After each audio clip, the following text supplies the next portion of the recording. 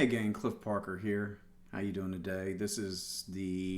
We're in June and we're going to be looking at the May 2021 housing data so we can look at what's going on. So let's switch screens and we're going to start at a high level. So this month, broker contacts reported continuation of robust demand and intense competition from buyers to win houses with bidding wars, all cash offers, waived contingencies, and rent-free leasebacks, increasingly common in many markets. Now this is U.S. data, but certainly we're seeing this locally. So if you are in the mix right now or thinking about getting into it, this is what you're going into, and we're going to talk about that. I don't want to scare anybody, but I mean that is what's going on, and that's part of this tight market that we're in. So in terms of seller traffic, I mean that's part of the problem, that we don't have a lot of supply on the market, but we are seeing, it's just reduced traffic. So you can see Virginia. This is a national map. Virginia, it's very weak. On the other hand, with buyer traffic, it's extremely strong. And there's good reason for that. We've talked about this before, the low mortgage rates, and housing is still very affordable, and it's a super investment. So if you haven't bought a house and you're renting, you're throwing your money down the drain. We need to do everything we can to help you get in that house, right?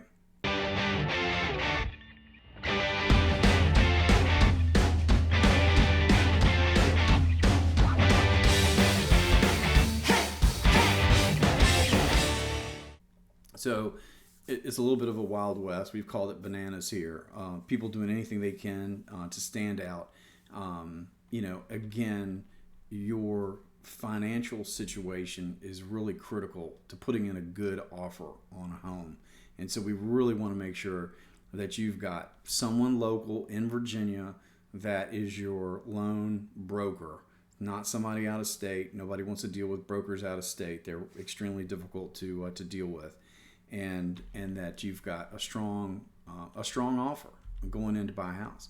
Now, for those that own property, I mean, the housing prices are going up, and a lot of people are talking about this thing being a bubble, and I don't believe that's the case. And you don't usually, in the history of bubbles going back to the 1600s, we've never had two bubbles in the same commodity. So it's nothing like 2008. Anyway, if inventory increases slowly, house prices are going to continue to rise rapidly. And even if the inventory increases sharply, house price growth will slow, which means prices are going up. The decline in single-family permits of construction indicates that builders are slowing construction activity as costs rise. So we all know that the cost of lumber has been going up. And, I know a builder out in Roanoke, Virginia. He's got multiple houses under construction. 2 of them are ready to go. He's just waiting on toe molding, which he's already paid for. So people can't move into the house until it's completed. He can't build any more houses because he's got all his money tied up in these houses.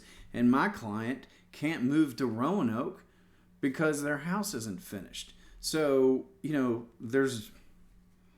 the market's constipated with the higher construction costs, which the higher construction costs are just going to further make things worse for the whole supply chain, because that's going to further push down on new homes, right?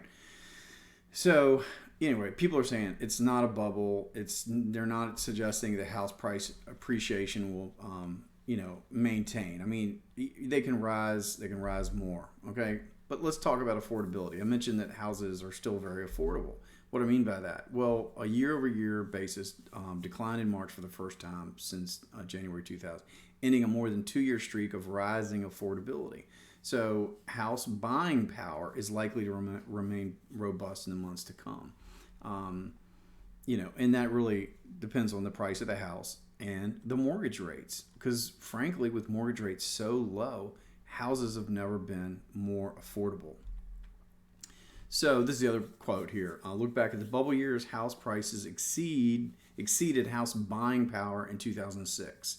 But today, house buying power is nearly twice as high as the median sale price. So you might find it hard to believe, thinking that the house prices are rocketing up, but they're actually undervalued in most markets. Okay, and when we start looking at inflation and all of the data, so the amount of median income needed to purchase a house now is less than it was in 2006, and less than it was really over the last decade or so. So contrary to popular belief, owning one's own house is frequently more affordable than renting. So if you're renting, you are just taking your money and flushing it down the toilet every single month. And we need to do everything we can to help those renters get part of the American dream. And even if you're only going to own the house 2, 3, 4, 5 years, you want to own a house and not be renting a house. And speaking of rents continue to go up. So again, just flushing the money down the toilet. And the housing affordability and the fact that we have inflation and all these other things mean investors are really excited about houses too. And that's part of the supply demand, right? Lots of demand. So we need to stop seeing housing as a reward for financial success and instead see it as a critical tool that can facilitate financial success. Homeownership is not the capstone of economic well-being. It's a cornerstone, right? Okay? It's really, really important. So when we're talking today about different types of long-term investment, most people, America's choice is real estate. Let's talk about interest rates real quick. This is going back to 2016, so we've got 5-6 years of data here.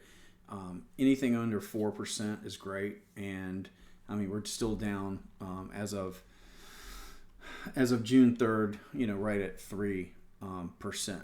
So this is all the national data. Let's switch back over to our regional data.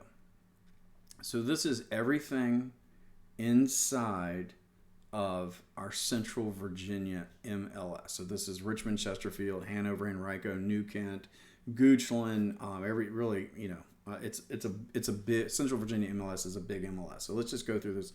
Price per square foot continues to rise.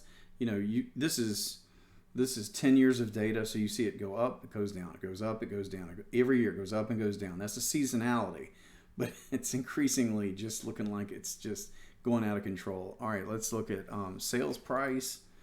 Sales prices fluctuate over the course of the seasons, but they're shooting up.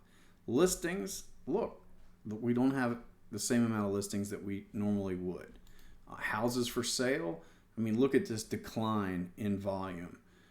Pending sales, that's the thing, there's more volume. It looks like there's fewer houses in the market, but the market is getting supplied. It's just more demand than the supply, because you're going to see here in a couple of charts where the actual numbers, the volume is going up, right? And of course, days on the market with houses, it's down, because as soon as a house comes on the market, people buy them up. And maybe we'll do another video about that.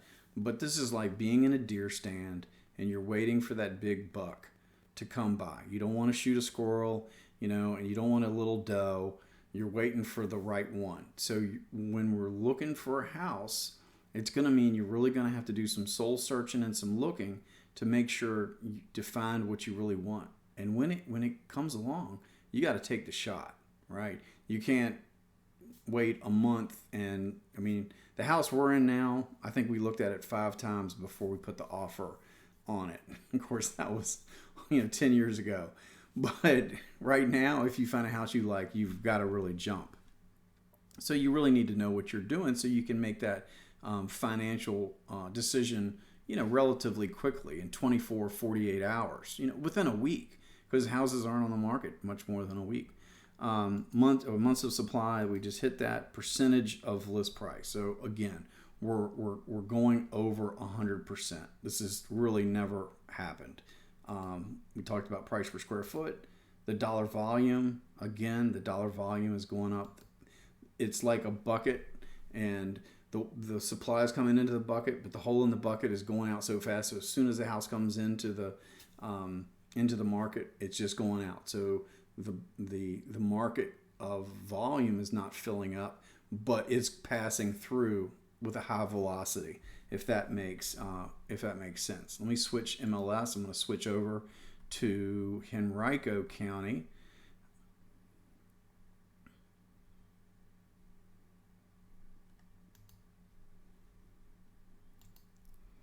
So starting with the Henrico data, you can see prices fluctuate. They go up to June. We're in June now. This is it. This is your peak time. They trail off, right? And you get this cyclical. But here we go, where prices are shooting up. New listings.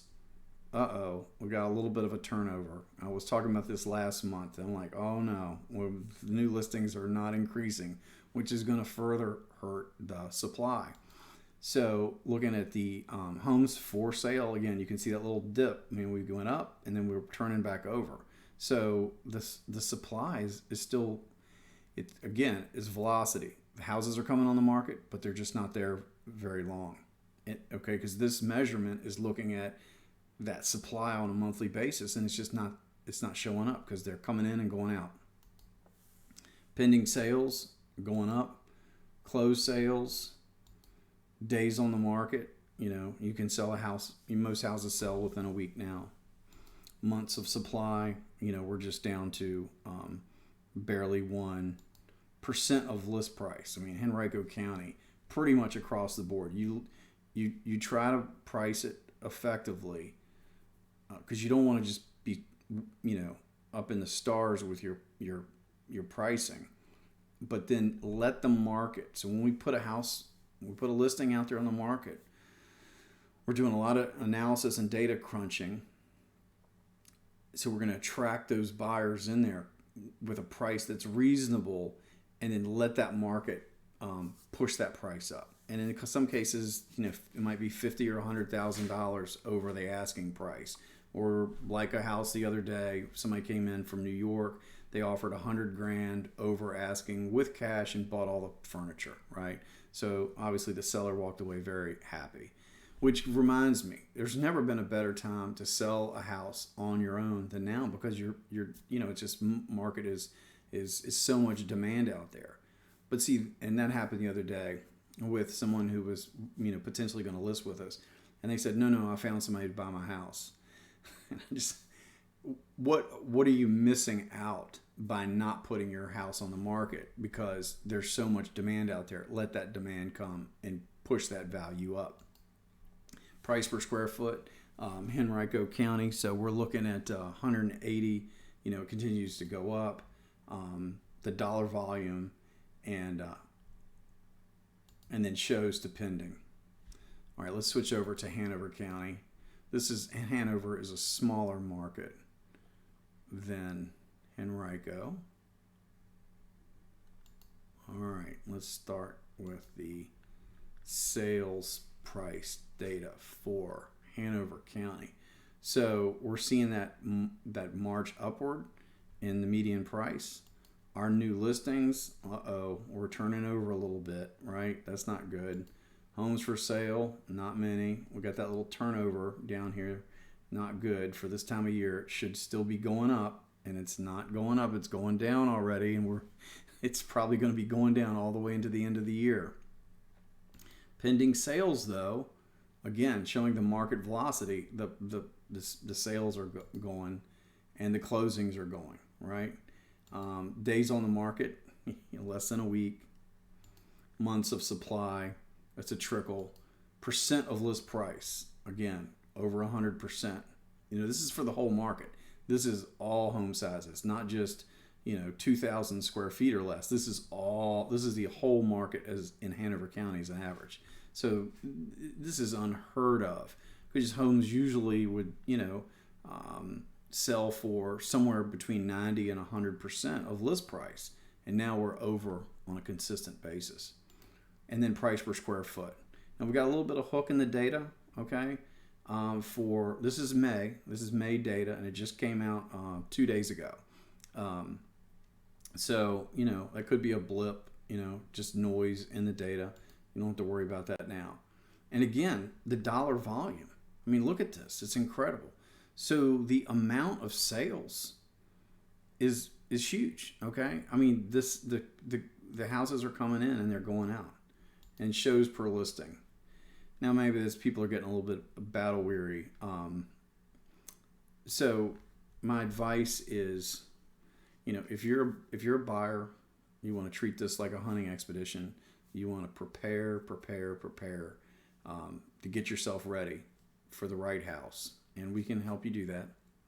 And if you're a seller, you still want to have your property be to the maximum extent compelling, so that you want to attract those buyers. I mean, sure, people are selling homes and they don't replace the carpet and they don't paint and the kitchen's a gut job. I mean, you can still do that and you still get a good price in this market, because it's a seller's market. But the better it is, the better it's presented, you're just going to attract that many more offers, and it's going to pay. Okay, so that's where we're at. It's not a bubble. The market prices of homes are going up. If you want to get in the market, you should get in the market. May and June are probably April, May, June are the best times of the year to sell a home. Our price is going to fall off toward the end of the year. Probably not that much, but this is a great time. Once people get through summer vacation, get the kids on vacation, a lot of activity this time of year, because we were waiting for school just got out, high school graduation, college is out. And then once we get into August, everybody's going to be ready to hunker down and go back to school Labor Day weekend. And that's why you're going to see that shift, right? Because lots of, families are going to say, okay, we made the move. We don't want to make that move in the middle of a school year. So that's part of that seasonality that's baked into all these trends that you just saw. So the market's strong, and it looks like prices are going up. Mortgage rates are still low. And if you're hunting, we can help you with that checklist and help you find the right one, so you're ready to go and have confidence when you're making that decision. So we'll post some other videos, and we'll have another market update next month within the first couple of weeks of July. Take care. Bye.